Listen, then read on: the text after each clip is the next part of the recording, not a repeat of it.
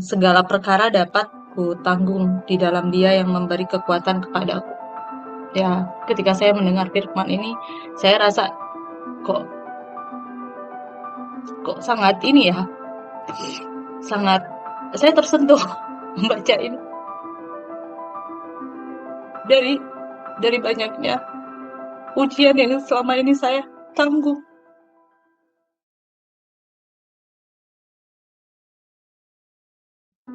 Dari awal hingga akhir ya Pak ya. Saya akan ceritakan bagaimana saya pada akhirnya memutuskan untuk masuk Kristen. Pada saat itu waktu saya kecil, saya sangat aktif mengikuti beberapa kegiatan di ya pengajian lah ya Pak ya. Tapi Iya. pada saat itu karena saya masih kecil, tiba-tiba saya mimpi itu di tempat ibadah. Saya ngeliat jam begitu besar. Terus dalam mimpi saya tiba-tiba ada yang berbicara dari jam itu, bilang kalau saya mau masuk neraka, katanya gitu. Padahal kan pada saat itu posisi saya mau mengikuti lomba besoknya. Oke, saya abaikan, tapi sampai saat ini saya masih ingat sama mimpi itu. Lanjut ketika di tahun 2009 saya kehilangan ayah saya. Pada saat itu saya hanya tinggal dengan ibu dan kakak saya. Keyakinan yang kami anut masih sama, juga nggak ada perubahan ataupun petunjuk pada saat itu, masih sama. Saya menjalankan keyakinan yang dianut oleh orang tua dan kakak saya sejak lahir.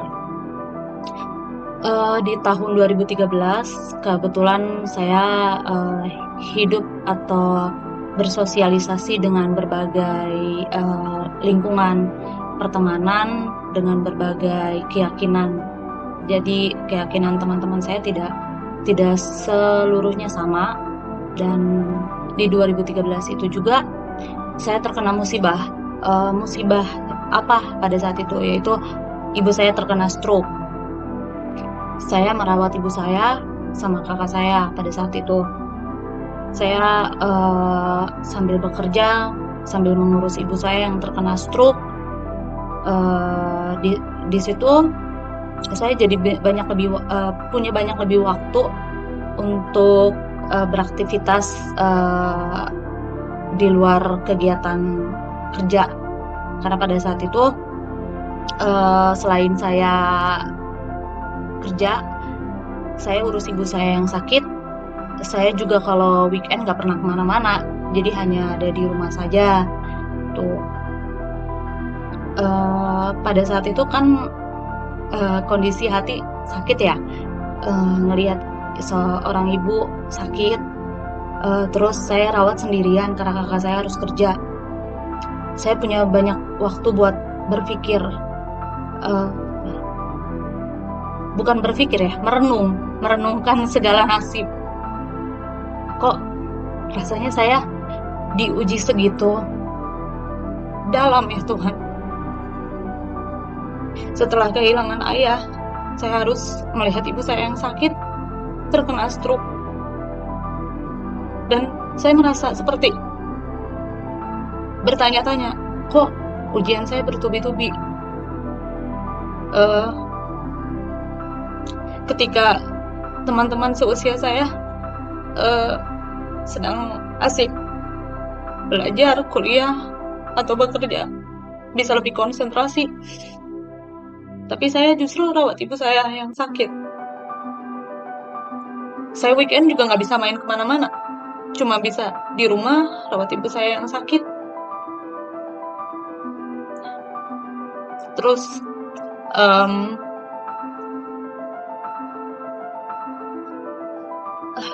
di sana ada satu teman yang terus mendampingi saya.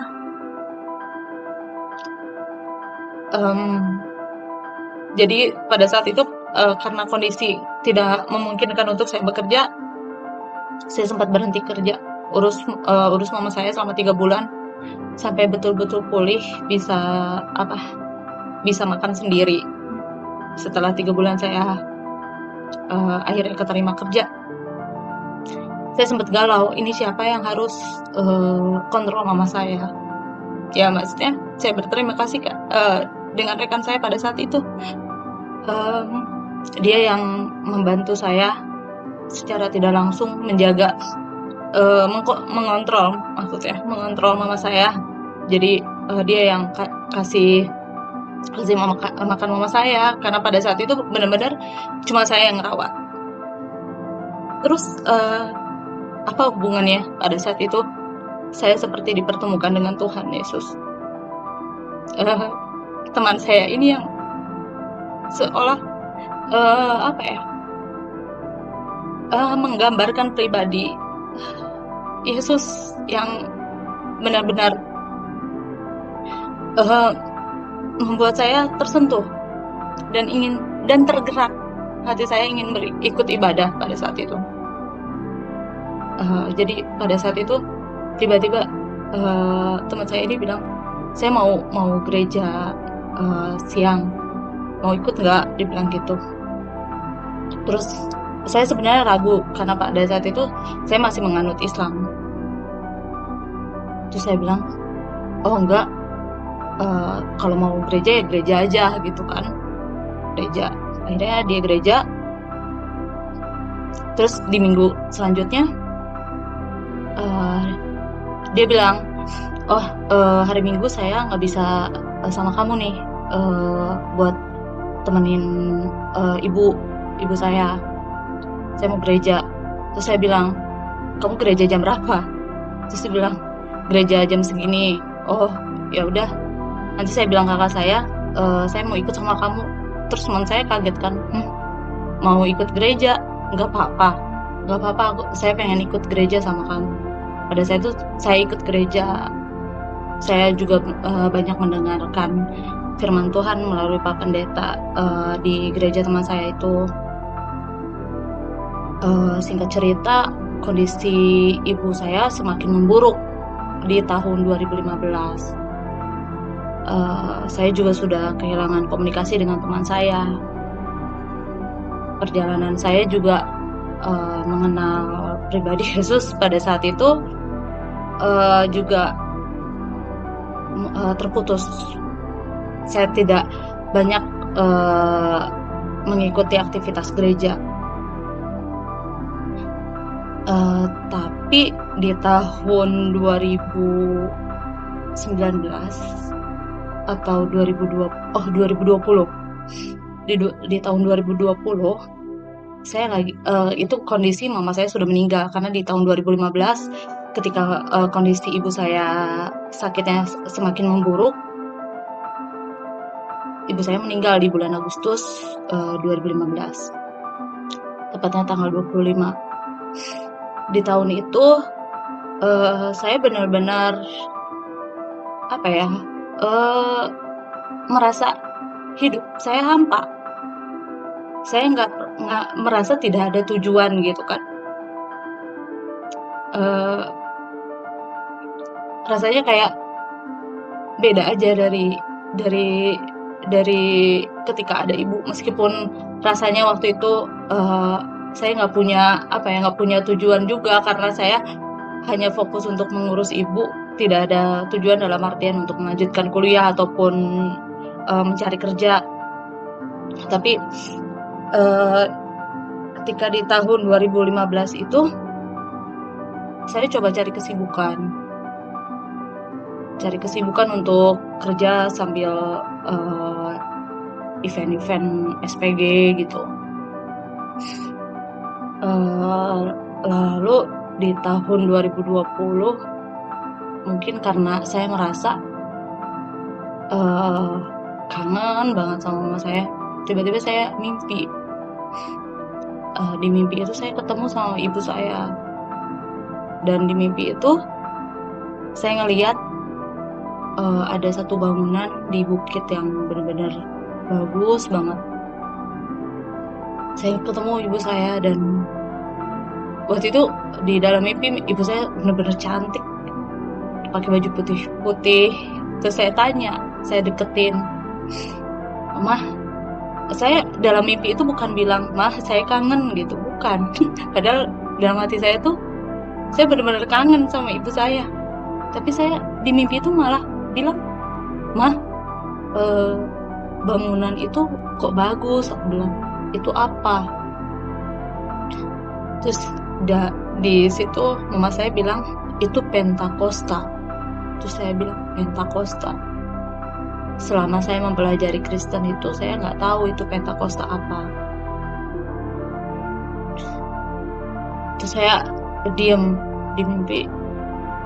Tiba-tiba kebangun. Setelah terbangun, saya lihat sudah jam 8 pagi. Terus pada saat itu kebetulan ada teman saya Kristen. Saya tanya, dia lagi merayakan hari kenaikan Yesus Kristus pada saat itu. Terus saya ngobrol-ngobrol, ada pembahasan. Terus saya bilang, "Oh, Pentakosta itu apa ya?" Dijelaskanlah seperti saya ini. "Kok bisa mimpi itu?" Terus saya bilang, "Saya juga nggak tahu. Saya tiba-tiba minta mimpi itu aja. Padahal sebelumnya saya nggak pernah denger itu. Itu apa sih gitu kan?"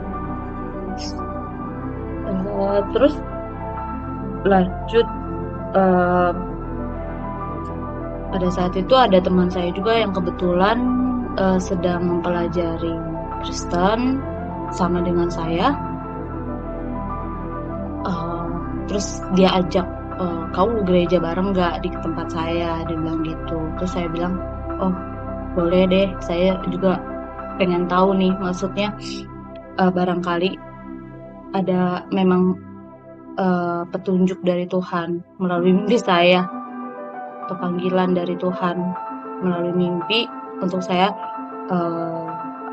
ikut di kegiatan rohani Kristen."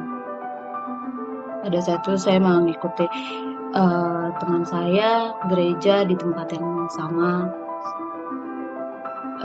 Di situ pun saya belum terlalu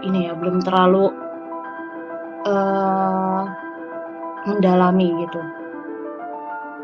Pada saat itu yang sampai pada akhirnya saya bergerak untuk masuk Kristen barulah di tahun 2021 di gereja GPPK CLC. Itu karena saya merasa bahwa kenapa saya bisa teryakinkan, itu karena saya merasa bahwa selama ini banyak keajaiban Tuhan yang tidak pernah saya kira. Ya, salah satunya melalui mimpi itu saya diberikan petunjuk, seolah mama saya ingin saya berada di jalan Tuhan.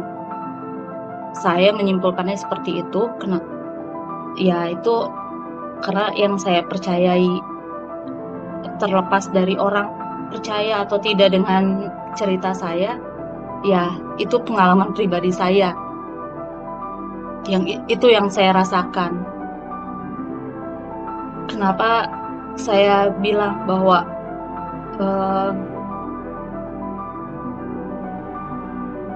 Kristen adalah agama yang saya rasa baik buat saya, karena saya banyak melalui cobaan, ujian, dan selalu dipertemukan dengan teman-teman yang baik dengan saya, itu melalui ajaran Yesus Kristus. Saya selama ini dikuatkan oleh teman-teman saya Kristen. Saya merasa seperti mereka memberikan pelajaran hidup melalui perilaku secara langsung gitu, nggak hanya teori aja gitu, mempraktekannya langsung ke saya. Dan saya merasa semenjak saya masuk Kristen pun saya seperti diberkati banyak kasih sayang, seperti apa yang selama ini saya uh, rasa hilang, seperti ada kembali gitu. Kalau kalau misal teman-teman bilang bahwa oh kamu masuk Kristen ya karena kamu kehilangan kasih sayang dari orang tua, terus kamu merasa Tuhan itu nggak ada buat kamu. Ya salah. Justru saya merasa Tuhan itu ada melalui teman-teman saya yang percaya gitu. Saya merasa selama ini diberkati banyak hal itu karena selalu diingatkan oleh teman-teman saya yang percaya gitu. Kalau misal teman-teman saya yang kemarin bilang atau yang merasa bahwa pilihan saya salah, kenapa ketika saya pada saat itu kehilangan, tidak ada yang mencoba mendekatkan diri ke saya untuk sekedar mengingatkan. Malah justru orang yang percaya yang justru mengingatkan saya sampai membuat saya juga ikut percaya. Ya mungkin pesan dari saya juga untuk teman-teman melalui video ini, saya bukan selama ini saya bukan sedang mengkhianati Tuhan saya, tapi selama ini saya mencari apa yang saya rasa hilang, yaitu kasih dari Tuhan. Dan baru kemarin saya melakukan peneguhan iman di gereja saya, terus saya kebetulan dapat firman yang sangat pas dan saya rasa menjadi bekal untuk hidup saya ke depannya. Itu Filipi 4 ayat 13, segala perkara dapat ku tanggung di dalam Dia yang memberi kekuatan kepadaku. Ya, ketika saya mendengar firman ini, saya rasa kok sangat ini ya, sangat saya tersentuh membaca ini. Dari banyaknya ujian yang selama ini saya tanggung, yang selama ini ada itu hanya Tuhan gitu. Dan saya juga terima kasih kepada teman saya yang pada saat itu ada untuk saya, mengingatkan saya untuk percaya bahwa saya nggak sendirian. Pada saat saya merawat ibu saya nggak sendirian, saya bersama Tuhan. Dan pada saat saya kehilangan ibu dan keluarga yang saya sayang, saya percaya bahwa Tuhan yang ada pada saat itu.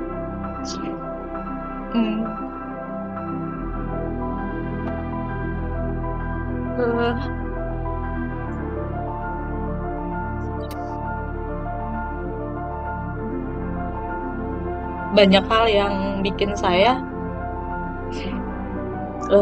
akhirnya memutuskan meyakini ajaran Yesus itu, salah satunya melihat contoh dari perilaku keluarga yang menganut keyakinan Kristen. Saya merasakan kasih Tuhan itu ya lebih banyak melalui contoh berperilaku mereka gitu. Saya tidak menutupi hal tersebut karena memang itu salah satu yang menjadi faktor utama selain dari faktor-faktor lainnya. Jadi mungkin untuk teman-teman saya yang kemarin sudah membantu saya dalam artian ada pada saat saya kondisi sulit untuk merawat ibu saya berterima kasih karena melalui teman-teman saya itu, saya akhirnya bisa melalui banyak ujian, eee, tanpa merasa putus asa. Karena kalau bisa dibilang, saya dulu merasa, eee, sudah apa ya, sudah tidak percaya dengan adanya Tuhan. Karena saking apa ya, eee, tidak ada yang mendampinginya pada saat itu. Tidak ada yang mencoba mendekatkan diri pada saya gitu pada saat itu. Untuk sekedar menguatkan atau mengingatkan gitu, hal-hal baik.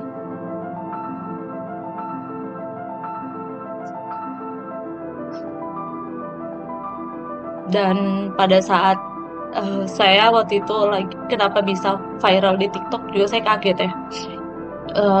Pada saat itu saya mendengarkan lagu, apa, Tuhan Yesus Tidak Berubah. Itu lagi viral banget, lagunya kan di TikTok tuh saya kok, lucu lihatnya, maksudnya kayak anak-anak kecil yang nyanyiin, tuh saya tanya teman saya, "Ini lagu apa?" Itu biasanya lagu anak-anak sekolah minggu yang nyanyiin gitu. "Oh," saya bilang, terus itu mungkin kalau untuk orang yang, sekilas hanya mendengar musiknya aja, mungkin hanya lucu-lucuannya aja gitu kan, karena, di-remix musiknya gitu. Tapi kalau saya jauh lebih daripada itu, saya mendengarkan liriknya, Tuhan Yesus tidak berubah. Ya saya merasa bahwa Tuhan Yesus tidak pernah berubah, eee saya selama ini selalu diingatkan banyak hal baik, eee, dan Tuhan Yesus mengingatkan melalui, orang-orang yang tepat bagi saya. Mungkin kalau untuk dari saya, eee, cerita pengalaman, pada akhirnya saya menganut Kristen, segitu sih, Pak.